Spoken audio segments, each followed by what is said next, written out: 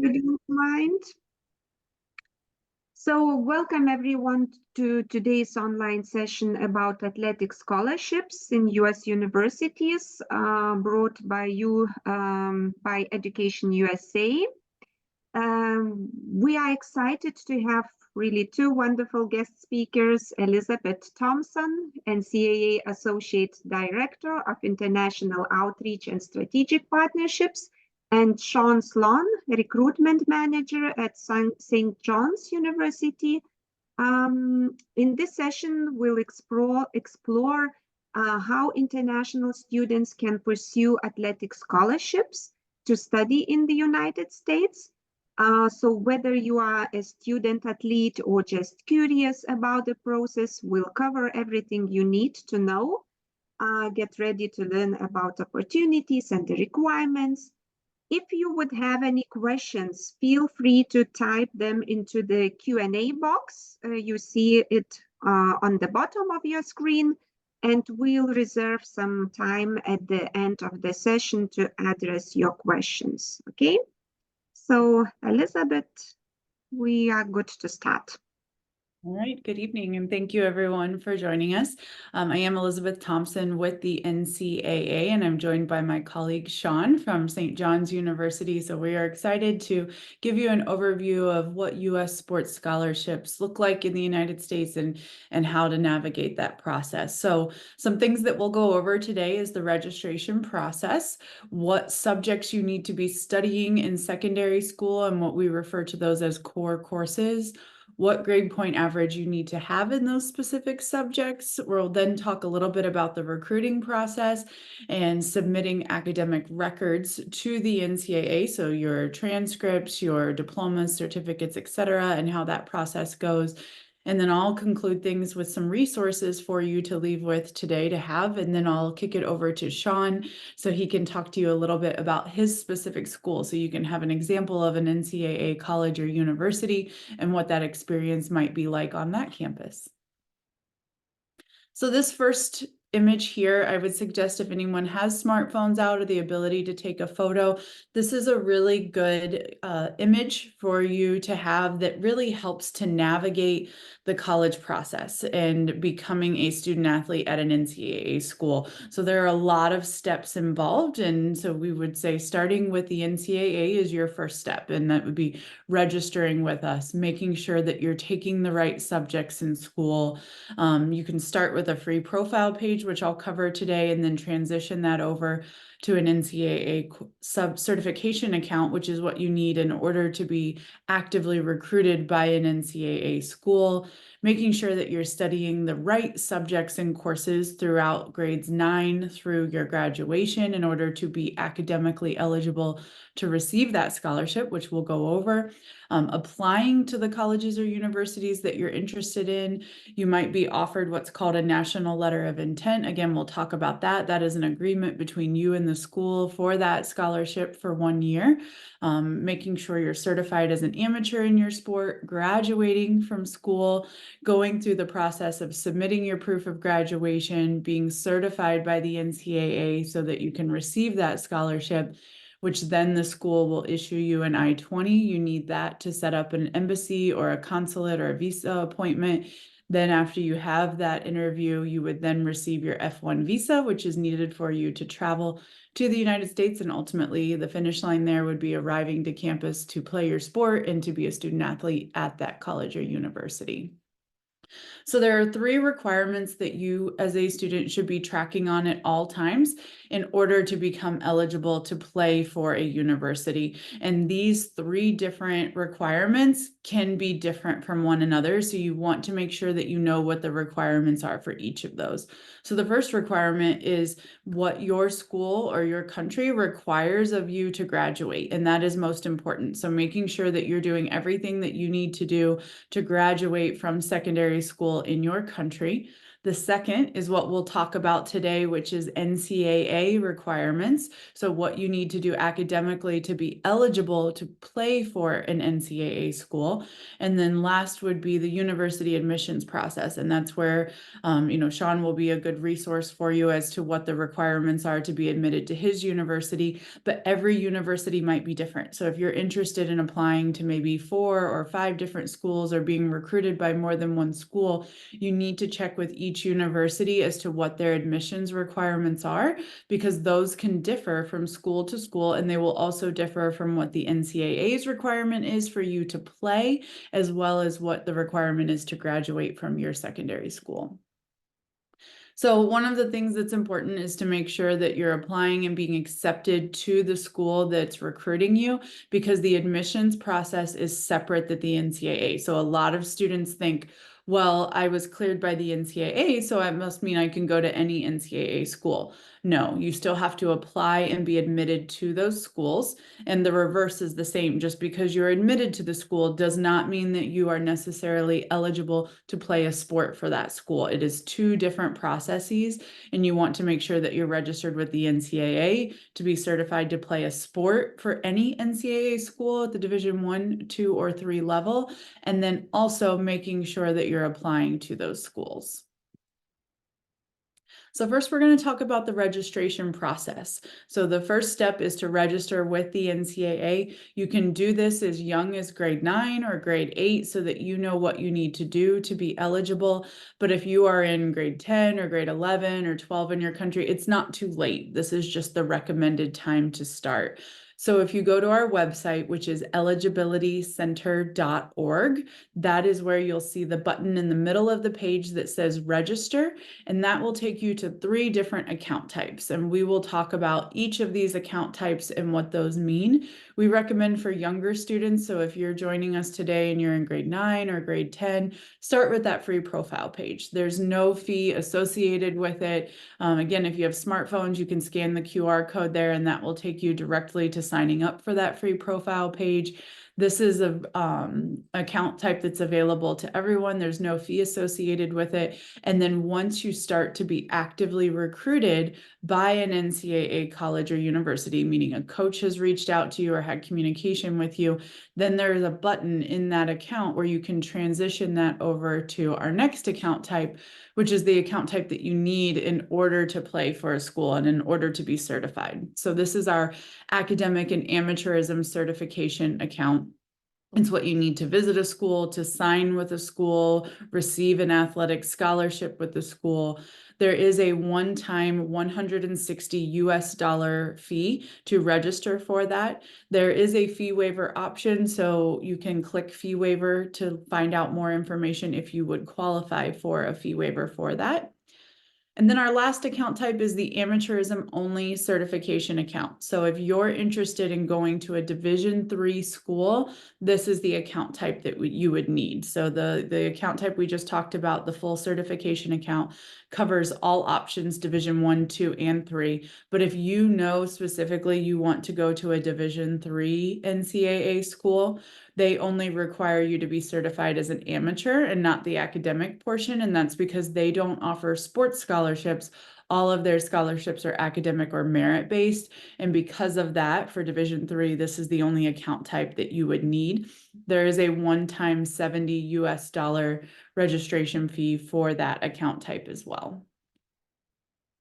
So next, we're going to talk about the subjects that you need to study and what is required to be eligible. So if you have a smartphone, again, I would encourage you to scan this QR code. This is going to take you to a resource which is going to show you what are different acceptable courses that we look at for NCAA purposes. So we know in school you're studying all various subjects that are needed for graduation, but for NCAA purposes, we are going to be looking at specific areas when calculating your grade point average to determine if you're eligible and to make sure that you're on track to be eligible for your scholarship. scholarship. The reason the subjects that you see here on the screen are what are required to be eligible for NCAA is because this is based on what higher education or university curriculum in the United States is structured for, and these subject areas set you up most for success in that first year at a U.S. college or university. So we would be looking for 4 credits, so 1 credit per year of English. If you've studied English and native language, you would get 1 credit for each of those. So English, mathematics at the Algebra 1 level or higher, natural or physical science courses. Those are things such as biology, chemistry, physics, earth science. All of those can count as a science. Each of those would be worth a half a credit per year. So you would need 4 years worth of a science credit to get you to the 2 credits. 1 extra credit of English, native language, math, or science, which again, you should have if you have English, native language taken each year. So that should not be a challenge there. Social sciences, things like history, government, civics, law, all of those can count as social sciences. And then 4 credits of additional course. So if you've studied an additional language beyond English or your native language, that can count there. If you've taken like a world religion course or a general philosophy course, those could count. And also if you have, for example, if you studied English for 4 years and native language for 4 years, you probably have 8 credits of English and native language. So those 4 extra credits beyond that first bucket can fall into that other basket that you see in the bottom there. So making sure that when looking at your year 9 transcript through your graduation transcript for Division 1, we would look at your transcripts for each year to make sure that you're meeting these requirements. If you scan the QR code here, this will take you to our website, which is where you can find country-specific information. So whether you're from Latvia or Estonia or Ukraine or wherever you're joining us from today, if you click on this QR code, you then would select on the region of the world that you're from. You would get a drop down of countries. You can then click on your country, and that will give you information that you can find as to what are acceptable proof of graduation, grading scales, etc. So scanning that QR code takes you to this website. You'll see the different parts of the world listed there below. And then, for example, if you had clicked on Latvia, our host for today, you would get a PDF or a link to a website that would look like this. And this is what our country-specific information is. We have it for over 176 different countries.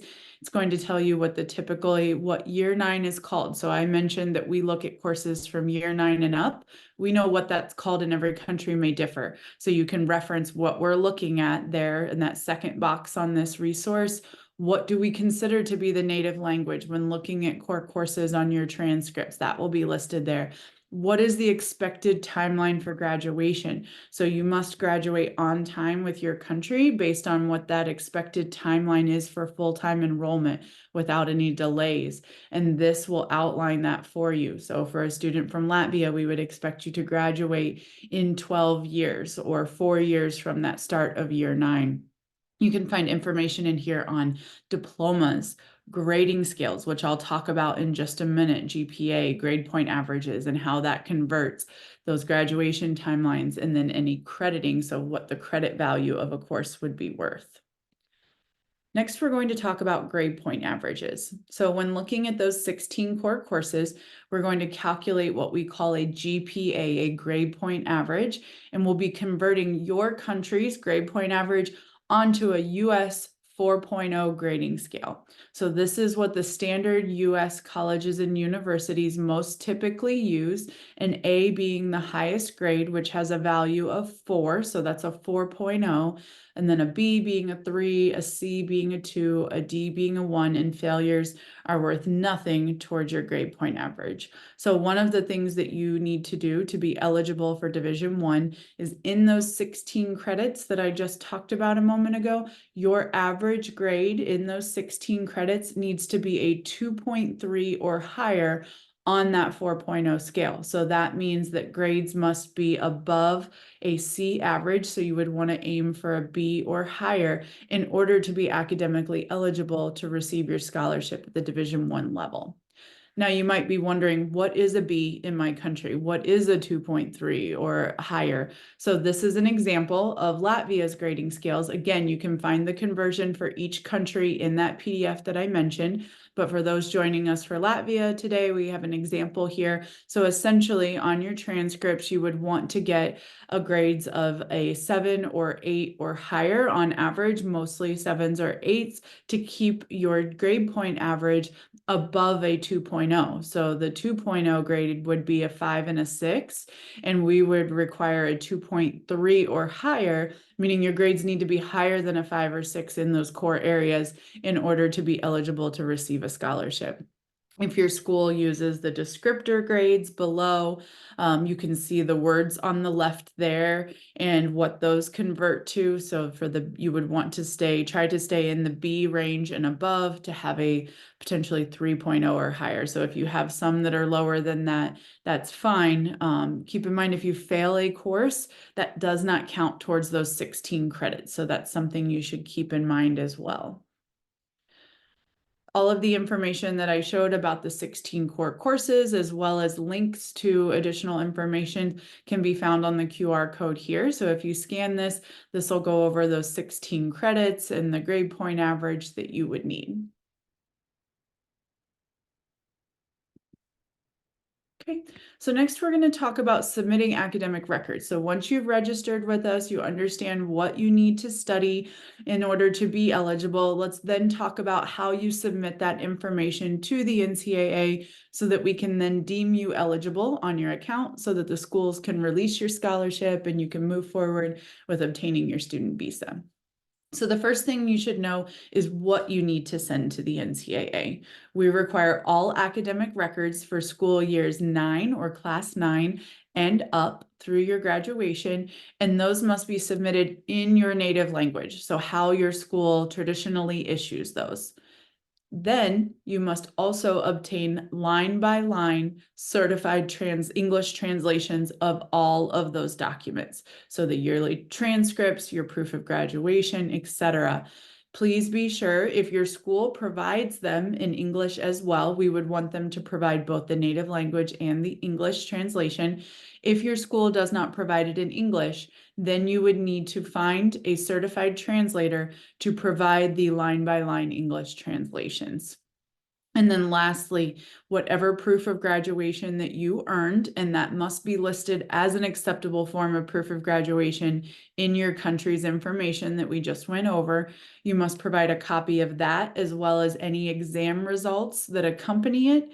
And those must also be in the native language and a certified line-by-line English translation. And below here, you'll see an example of within those guides, what those acceptable forms of proof of graduation, what section they're listed under within the country profiles. So again, those must be submitted by your school. So we need them to submit certified copies, and we cannot return any original documents. So we always encourage your school to email those, and I'll talk about that on the next slide. If English is not the native language, we must have certified copies in the native language as well as the translation. It must be a word-for-word, line-by-line translation. We do not want a translator to try to convert those or evaluate those transcripts to what they feel the US grades are. So if your school used a 10-point grading scale, that 10-point grading scale is what should be on the English translation. If they used descriptors like very good and those were in your native language, those should simply be translated into the English language and not converted into any alpha grades or US grades. So that's very important because we will see a lot of students, some of their admissions offices to the schools that they are applying to may require an evaluation where they convert to US grades. That is not acceptable for NCAA eligibility. We simply want a translation and not an evaluation. So make sure that you don't send an evaluation of your records to the NCAA. So next, let's talk about where to submit the documents and how to submit them. So academic records, as of May 1st of this year, we are out of our COVID policy, which means we've gone back to the original document submission policy. So all academic records must come from your secondary school, or the translation may come from the translator, but the school issued documents, those have to come from your school, from their email address. So you'll want to have them scan all of your records and email it to ec-processing@ncaa.org. Make sure that they include your NCAA ID number in the subject line of the email that they're sending. So when you register with the NCAA, which you have to be registered before you have your school send your documents, once you register, in the upper right-hand corner of your account, you will see your 10-digit NCAA ID number. You have to provide that to schools so that they can actively recruit you. You would also want to give that number to your secondary school so that they can include that in the subject line of the email, so that when those records are sent to the NCAA, we know what account they belong to, so that we can get those put on your NCAA account for evaluation. So next, we're going to talk a little bit about the recruiting process. Now that we've covered the academics and what to submit, are you being recruited? So by definition, if a NCAA coach is doing any of the following, this is what we define as recruiting. So if they're calling you, if they're sending you a message on WhatsApp, if they're emailing you, if they're sending you a direct message on social media, visiting your school, offering for you to come visit their school, issuing you a national letter of intent, offering you a written scholarship offer, all of those things are considered actively recruiting by an NCAA school. So in most cases, that can start as young as year 9, where they send you materials about their college or university. But in most cases, that would happen the summer before you enter grade 11. We have different recruiting calendars depending on the sport. So if you go to our website, on.ncaa.com/recruitcal, you'll see it there at the bottom. That is where you can find information on all of the different recruiting calendars per division and per sport. So our universities are broken up into 3 divisions and in 24 different sports across men's and women's sports. And the time period in which those coaches can recruit varies per division and per sport. So there are lots of different terms that you may hear in the recruiting process. That's why I would encourage you to go to this website so you can find out when college coaches can contact you, how they can contact you. So if you emailed a college coach and you did not hear back, it's not necessarily that they aren't interested in you. It just may be a time of year that they're not allowed to do any recruiting or coaching. So that may be what's referred to as a dead period or a no contact period, or depending how old you are. If you're only in grade 9 or grade 10, they may not be able to contact you yet. That might start to be available the summer after grade 10.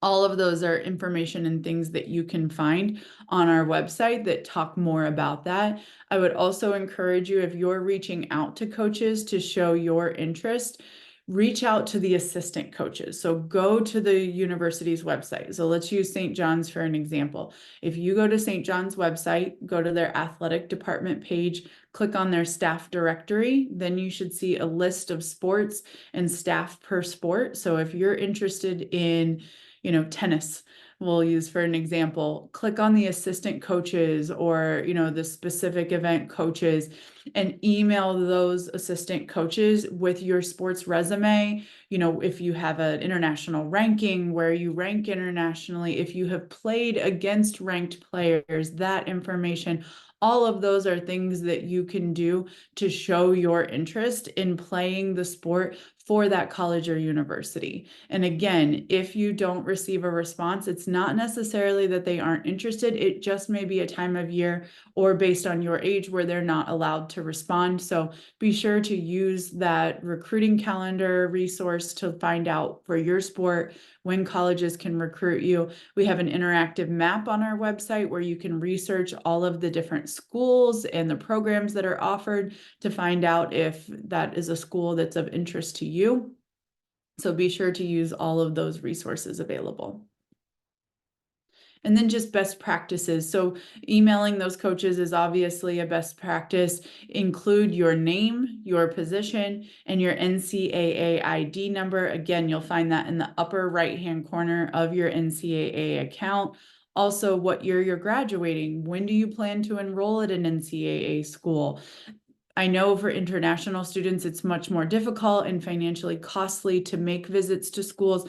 If a school is offering you an official visit, which is where they're paying the way for you and up to 2 family members, I strongly encourage you to take that. But if that is not an option for you, there are so many virtual campus tours available by our NCAA member schools on their websites. You can also connect through their International Student Services Department with an international student on their campus and talk about what that experience has been like for them and what they enjoy about that college or university. And then lastly, just be sure to conduct yourself in a positive manner online, on social media, at homes and games and practices, because coaches are doing their research to find out what kind of student athlete you are before they're reaching out to recruit you, because they want to make sure that you are not a liability or a risk to their college or university. So just make sure that you're always conducting yourself in a positive manner. Lastly, we'll wrap up with some resources here, and then I will hand it over to Shawn to talk to you about St. John's University. So I know I provided a PDF to our hosts today, so I'm hoping they'll be able to email everyone that registered here with the PDF of these slides so that you can click on all of the hyperlinks. If not, please be sure to subscribe to our international newsletter that you see on the screen there. That will help get you all of our quarterly updates and resources. Everything that I talked about today as far as course titles, what will count, what won't count from your transcripts can be found on our course title usage guide. Our policy for awarding credit, so you know how much credit each course is worth, is there. And then lastly, being sure to register on our website, eligibilitycenter.org, and be sure to follow us on social media. There are lots of resources that are shared on Twitter or X, Instagram, Facebook. We launched a YouTube channel a year ago, so you can find this, an international webinar is posted there. We're having another webinar coming up on June 25th, so I would encourage you to sign up for that webinar. Even if you can't attend live, still sign up for our webinars so that you get a recording of that webinar after it's over. We email that out to all registrants, and that is where you would be able to watch it then at your leisure. But with that, I'll go ahead and turn it over to Shawn to talk to you about St. John's University. Thank you very much, Elizabeth. I appreciate it. And thank you again to Renata for hosting this session through Education USA. So my name is Shawn Slon. I'm here from St. John's University, and I'm here to present you with, as Elizabeth said, just one sort of example of a university in the United States that has Division I sports. So yeah, you could go ahead to the next slide. This is just our mission and values, a bit about who we are. We'll just move on though. I want to focus today on the sports. A little bit more about St. John's University to give you a sense of our size and our diversity. We have about 20,000 students currently enrolled from nearly 120 different countries. And 17 Division I NCAA sports. So we'll detail those for you in a minute. These are our academic offerings. So we have over 100 different undergraduate programs to choose from. St. John's University is a large university broken down into these 5 colleges. We specialize primarily in the first and last. So pharmacy and health-related sciences, things like biomedical science, biology, pharmacy, nursing, physician's assistant programs, and then also business, a completely different field. But the vast majority of our student athletes do major in some sort of business program, and that, again, is one of our strongest areas. Our business programs are more competitive than our other programs, so it requires a higher GPA to be admitted to. And I will talk about GPA requirements for St. John's University because, as Elizabeth said, there's a certain GPA requirement for NCAA Division I But then every institution has their own requirements as well. So we'll talk about that. I also want to mention while we're here on academic programs that we have an amazing program called sports management. It's clearly very popular with our athletes, and there are two different tracks that students can choose from. So you can choose sports management with a business track or with a coaching track. It is quite intriguing to athletes. Let's move on. I love this aerial photo of our beautiful campus. You see it behind me as well. You get a sense of how central sport is to our university, but also just the size of the campus. And I don't think I mentioned yet, actually, but St. John's University is based in New York City. But from the looks of this picture, you would not think that is New York City. And that's one very unique thing about St. John's. We do have the largest campus in New York City. It's over 100 acres. This is a beautiful green gated private college campus. And you really can't find anything quite like this in New York City. So we're very proud of the fact that we offer students both this lovely, peaceful, large campus and New York City at the same time. Let's move on. Students have the option to live on campus, but I show this picture more to give you a sense of, day-to-day life on the St. John's Rome campus. That's a dormitory behind the students, but you see just students playing casual pickup basketball and others eating their lunch maybe and studying outside. Let's move on to the next slide. So there's casual sports going on every day on campus. Again, you can just pick up a basketball anytime. But this is a list of our, let's say, more serious sports, starting with the most serious and what you're all really here for. So again, we are NCAA Division I for all of our teams. These are the women's teams on the top, and then the men's teams are listed as well. Again, all Division I. We also offer what are called club and intramural sports. These are pretty competitive as well, but nothing like the NCAA D1 level, and they do not come with scholarships. So the Division I sports, again, are listed across the top, and scholarships can be given to student athletes if they are being recruited by a coach of one of these Division I sports.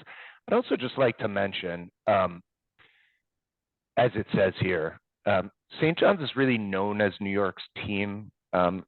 For New York City, we are far and away the most competitive NCAA institution in New York City. So we're really known as New York's team. It's a very exciting university to be a part of if you like sports. We are primarily known for our basketball team. And one interesting fact is that over half of our home games are played at Madison Square Garden. That is the home of the New York Knicks, the professional stadium, the professional team in their pro stadium in the center of New York City. That picture on the bottom right is inside of Madison Square Garden at a St. John's basketball game. All of our sports use a lot of the pro stadiums around New York City. For example, our tennis team plays some of their matches at the US Open Tennis Complex, and several of our other teams take advantage of the professional stadiums as well. This is just a little bit more about what I've already mentioned. So moving on, we're extremely generous when it comes to scholarship. All international students' applications will automatically be considered for academic merit-based scholarship. That's the last one on this list and the largest. So again, that's automatic with an application at St. John's. It has nothing to do with sport. That's purely based on academics. And scholarships range up to $34,000, which is approximately 2/3 of our tuition. So if an international student is admitted to St. John's, literally over 95% of admitted international students receive merit-based scholarship. Almost every international student will receive at least $15,000 per year in academic merit-based scholarship. Then for you athletes, it is your responsibility to contact our coaches. As Elizabeth said, try emailing the assistant coach first. I've already put a link in the chat to the St. John's staff directory for all of our teams. So you can find coaches' email addresses there. If you cannot find a coach's contact information, please feel free to email me. You'll have my email address in this presentation, and I can, provide you with coach's contact information.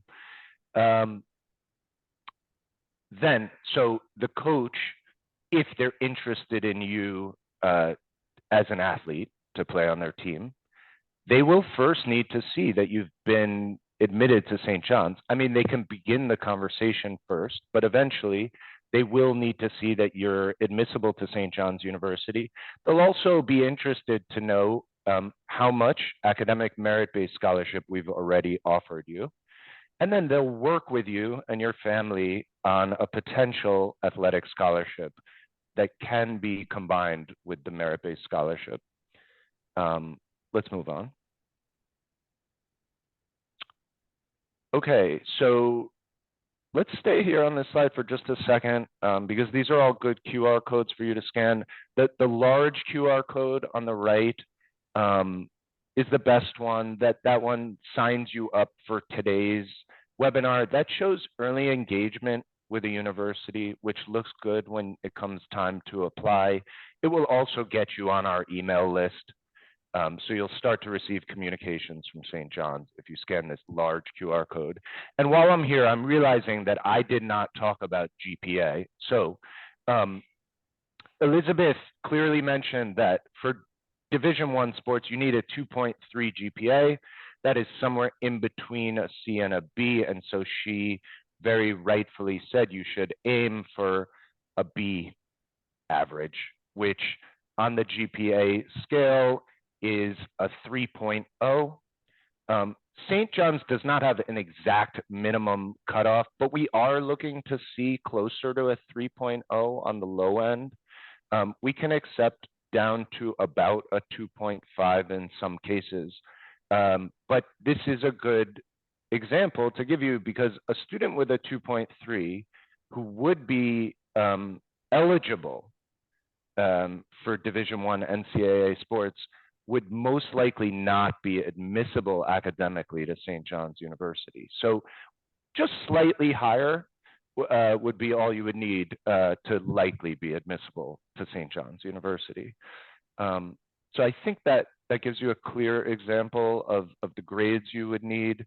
Again, on the Latvia scale, St. John's is looking to see about an average of 7 or higher. Again, that's not an exact cutoff, but that gives you a good idea of the low end of the range that we'd be looking to see. And with that, I've finished my presentation for today. So Liz, if you just hop to the next slide, I want to say thank you. Paldies, I'm probably pronouncing it awfully bad, but thank you for joining us today. And please ask questions if you have them. Yes, I see we have questions in the Q&A box. Do you see the Q&A box? Would you like to try to answer them? Sure. I'll run down through the ones that look like they pertain to NCAA. So first question I see here is, what if your school refuses to send any emails to the NCAA? Yeah, we do hear that happens from time to time. We would just ask if the school would be willing to seal certified copies of your transcripts in a school stamped sealed envelope. So put it in an envelope, put the school stamp on the back, stamp those documents as school official. Keep in mind they need to be copies stamped by your school because we will not return those. And then you can mail those to the NCAA. I'll be sure to include the mailing address for all of you, but you can also find it on our website. If you go to eligibilitycenter.org and contact us, you can find our mailing address there that you could have those records sent to. Someone else asked, are there any NCAA recruitment events or trials that you hold in Europe? So this is a really good question, and I'm going to explain why it is important to explain this. So one, the NCAA is actually not the one that does the recruiting of international student athletes. It is the college coaches that are recruiting for their particular university or program. So I would just encourage you, work with those schools, find out if they're at any showcases, depending on your sport. So I'm going to use the example of soccer for a moment. There you will see that there are lots of different programs or recruiting services that will host a college showcase, maybe in like December after the college soccer season in the US is over, where they will invite college coaches over to Europe and they will hold these multi-day showcases that you can sign up for so that the coaches have the opportunity to recruit in that part of the world. So I would just do your homework and see what we call typically, or what we have heard of as college showcases. There are also a lot of those that happen in the summer here in the United States. So if it is something that's financially feasible for you, we understand that's not feasible for everyone. Start doing research to find out about camps that are being held here in the United States to look at the opportunity to come over here and showcase in the summer months to get an opportunity to be in front of colleges or universities.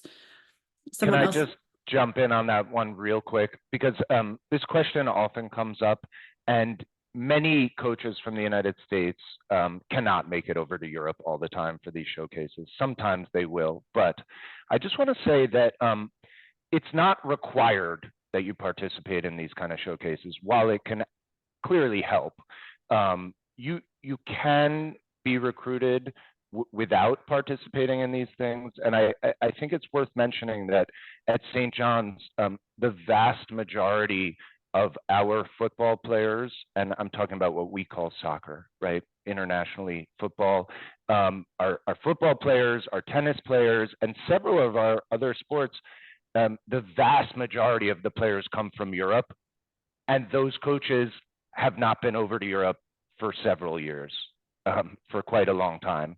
So they're still actively recruiting in Europe. And again, I highly encourage you to get in touch with them via email and however else you can. Definitely. Thanks, Shawn. One of the other questions that we had here, it looks like it pertains to name, image, and likeness. I know this is always a challenge right now in the ever-changing landscape. So there was a question about whether a coach could assist with name, image, and likeness deals. I would strongly suggest speaking with the compliance officer in the athletic department of that college or university in which that coach works for any questions that you have about any NIL related questions. But thank you for that. Someone else asked, do I need to be recruited by a coach in order to, whoops, the question moved on me. Oh, here we go. Do I need to be recruited by a coach to get a scholarship in all schools? So each coach, so for example, we have St. John's joining us today. If St. John's tennis coach is recruiting you, they are recruiting for St. John's University only. So they are not recruiting for all NCAA schools or even all at that division level.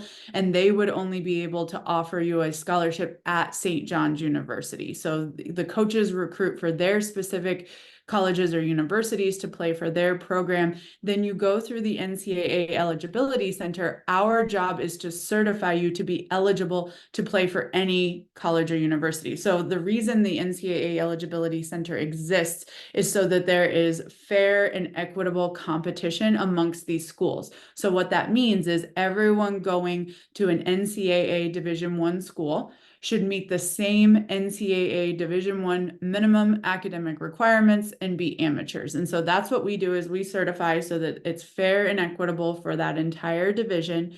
And then each coach at each school is who recruits you and offers a scholarship to come to that particular college or university. Someone else asked, does economics and business include in the science category? Economics would actually fall as a social science, and then business, it's going to depend on the course, can sometimes count as a social science, but overall, as a general rule, it typically does not fall into our core course areas.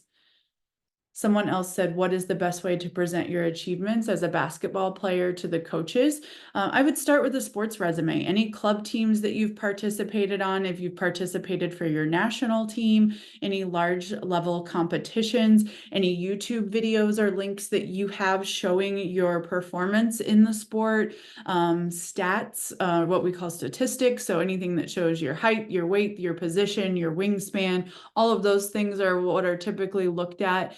Your what we call vertical jump, those are all combine or statistic level factors that are looked at in the sport of basketball. But I would just try to start with a sports resume to send to the coach that you're interested in for that initial level of conversation.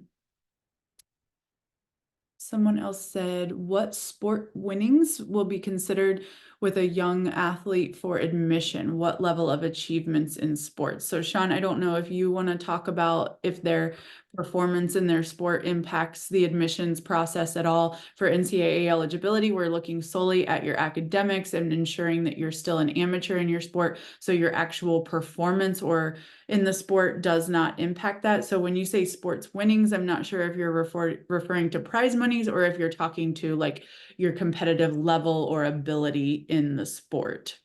But Shawn, I don't know if you want admissions.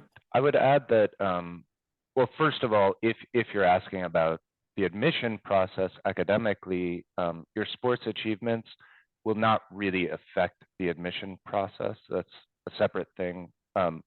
You know, it's considered like any other extracurricular activity would be, so it looks good, but it doesn't really have an effect on the admission process beyond that.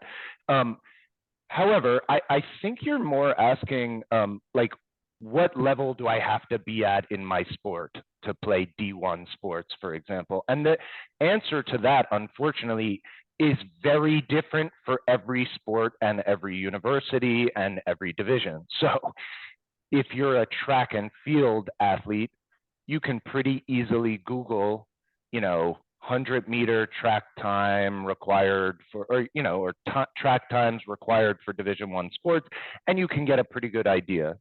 For other sports, it's harder to say. I can tell you at St. John's University, for example, if you're a basketball player, you know, to be overly vague, but you would need to be one of the best from your country playing at an extremely high level. For example, you know, we're currently, and this is public knowledge, but St. John's is recruiting one international basketball player from Greece. It's been in the newspapers. It hasn't happened yet. He's been offered professional deals in Greece to play professional Greek basketball and turn them down to come to St. John's. So to give you a level or an idea of the level that we'd be looking for a basketball recruit. However, for a tennis recruit or a football recruit, while we'd still be looking for an extremely high level, it might not be that extreme, right? So I think the best advice I can give you is to talk with your coaches and your support staff and people you know, if you know anybody else who's played in the United States, about your level and about what division would be appropriate for you. Yeah, and I would just add to that, you know, I know Division I seems like the big schools, the TV, the glitz, the glamour, but keep in mind that the NCAA is made up of 1,100 colleges and universities, and Division III is actually our largest division of all of the schools with over 300 colleges at the Division III level. So I would say just because you may not be recruited by a large Division I top program does not mean that there's not an opportunity out there for you. There's, you know, 1,100 other options to look at. So be sure to just keep your options open. Consider Division II, consider Division III.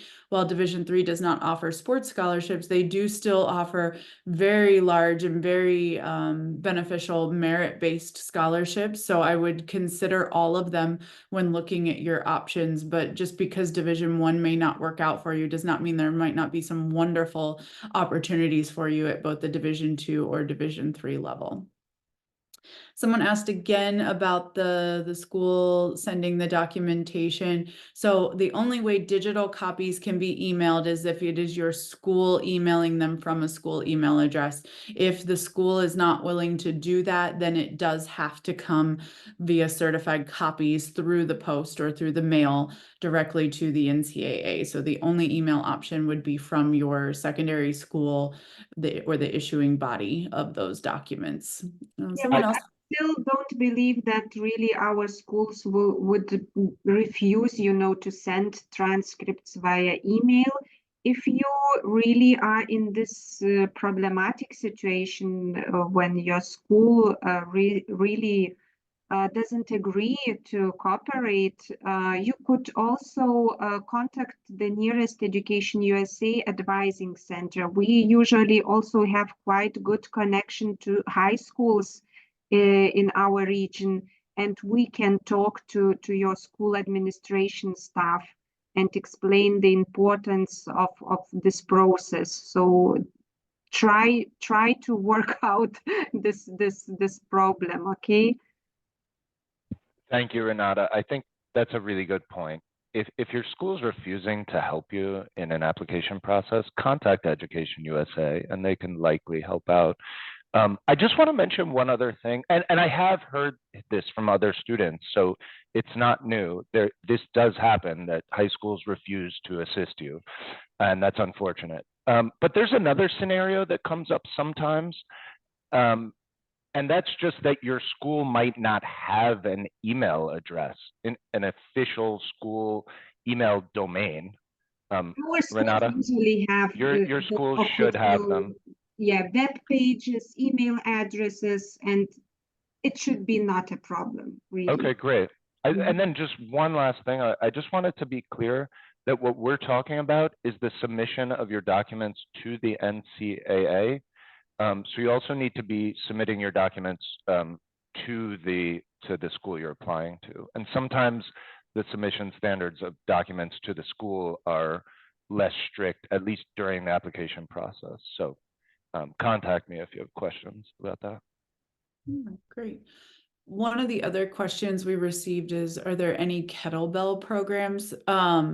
I'm wondering if the person asking this is referring to like track and field and being a thrower. So maybe it's what we're referring to as hammer here. So if that is the case, because I'm also thinking like from a workout perspective, like kettlebells that you work out with. So that's the closest thing that I can think of as far as shot put, discus, hammer, javelin, etc. So if I'm accurate in the question that you're asking, that may be a part of track and field programs at our NCAA schools, that is an NCAA sponsored sport, but otherwise, if it's a particular sport referred to as kettlebell that is not throwing under track and field, then it probably would not be an NCAA sponsored sport at this time. Someone asked, what if you've never played in a professional national match? Will it affect your application? Absolutely not. Again, the level of competition is going to vary across Division 1, 2, and 3. So while, Shawn used the example of a basketball player for St. John's University, that is very unique to the high level program that basketball is at St. John's University. And that's not necessarily a reflection of all sports or all division levels. So it is very possible to have never played for your national team or match or at a professional level, which again, there are limits in your professionalism and still being an amateur for NCAA purposes. You can find more information about that on our website as well, or reach out to our staff via the contact information and they can provide you more details. But that would not necessarily impact your recruitment process. Keep in mind, application is you register with the NCAA to be certified once being recruited. So you don't necessarily apply for a sports scholarship. You apply to be admitted to these schools, but the coaches are recruiting you based on your sporting abilities. Shawn, do you want I mean, I hope, I want to step back a second because I really hope that I did not discourage any of the athletes on this call with my little story about St. John's basketball. That is our most competitive program. And yes, for several of our other sports, you would not need to be at that high of a level. So yeah, don't let me discourage you, and continue. I'm just real quick. I'm going to answer another question in the Q&A. Somebody asked if St. John's University has women's tennis, and the answer is yes. We do have a Division I women's tennis team as well. Great. So I did see a follow-up to the kettlebell question. It's a lifting, so probably similar to like weightlifting. That is not an NCAA sponsored sport. It doesn't mean that you could not find it at like a club level or something at one of the NCAA schools. It's just that it would not be handled. You would not be certified through the NCAA. There would not be a sports scholarship for the NCAA through that university associated with that sport. Another question I see here ties to judo. That would also be something at like a club or recreational level and not an NCAA sponsored level for any of our schools, including St. John's. And then we have a question about, does a scholarship cover all expenses? Not necessarily, but possibly, I guess would be, that is a question that you should ask the coach in the recruiting process. There are lots of different types of sports scholarships. There are partial scholarships. There are full scholarships. So a full scholarship should cover the full cost of attendance. So that would be your tuition, your room and board, meaning your housing, your food, and then potentially even a small stipend to cover any small expenses throughout your time there, as well as books that are needed for courses. That is typically what is covered in a full scholarship. Also keep in mind that scholarships can be 1-year renewable scholarships, or they can be multi-year scholarships. That's going to depend on the division and the sport. So those are all questions that you should ask when the coach is recruiting you. Is this a full scholarship? Is this a multi-year scholarship, or is this only for 1 year with the chance to renew it for the next year? Those are all questions that you should ask. But also that leads to another point that I want to make as to why academics are so important, because if you do really well in your sport, that can lead to you getting 50% of a merit scholarship and then maybe only needing 50% of your sports or athletic scholarship. One of the challenges that these coaches have in their jobs is that they may be needing to recruit 7 players for next season, but they may only have 3 full scholarships available. So if you are similar on a sports basis on your performance to another student, but you're really strong academically, and that coach only has to use half of their 3 scholarships that they have available to use on you, because the other half to cover your full cost of attendance is going to be made up with a merit-based scholarship based on how strong you are of a student, that makes you more recruitable. So just keep in mind that it's very important to do very well in school, because that can actually help you in the recruiting process. I'd just like to stress how important what Elizabeth just said is. That's absolutely true at St. John's. I've heard it from several coaches. They always first would like to know how much academic merit-based scholarship the student is going to be or is already been offered. As Elizabeth said, they then need to use less of their scholarship budget to get you to a place that you need to be at to attend. Okay, Shawn, I see we have one more question here that looks like it's more driven to St. John's. It says, do you need to study religion in your school to have a chance at St. John's University? That's a good question. So St. John's University, you saw the slide. Yes, we are a private Catholic institution. The answer to your question is no, you do not need to study religion. I assume you mean in your high school to have a chance to get into St. John's University. So we were founded as a Catholic institution, but well less than half of our students are Catholic. It really has very little to do with our student identity, nor what you need to study to be admissible. Now that said, we do have a core curriculum. So at St. John's University, regardless of your major, all students need to take a series of courses, basically 1 or 2 from each field.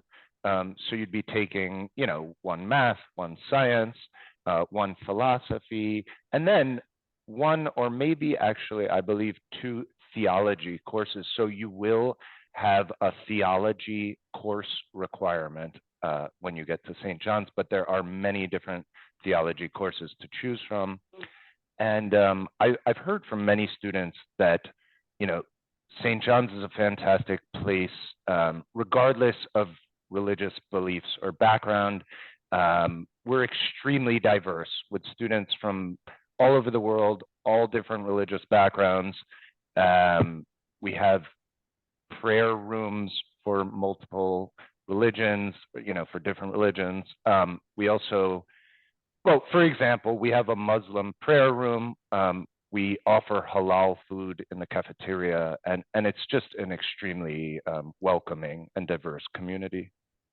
Yeah, and I think, Shawn, that brings up a really great point to just talk about colleges and universities across the US in general, and not just specific to St. John's University. So many colleges and universities in the United States, especially a lot of the ones that are privately funded versus public schools, will typically have some type of religious affiliation.